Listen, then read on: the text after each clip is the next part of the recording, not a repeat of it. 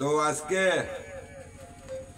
প্রিয়া আবার আপনাদের প্রিয় ছোট বাচ্চাটি নন্দিনী দেবের গান রেডি করলাম এবং আপনারা দয়া করিয়া অনেকেই সেই বাচ্চাটিরে মায়া করছেন খরদা আরো বেশি বেশি লাইক শেয়ার কমেন্ট করবা। তো কজন কি গানটা তোমার? নমস্কার, আমার নাম নন্দিনী দে। তোমার গান কও।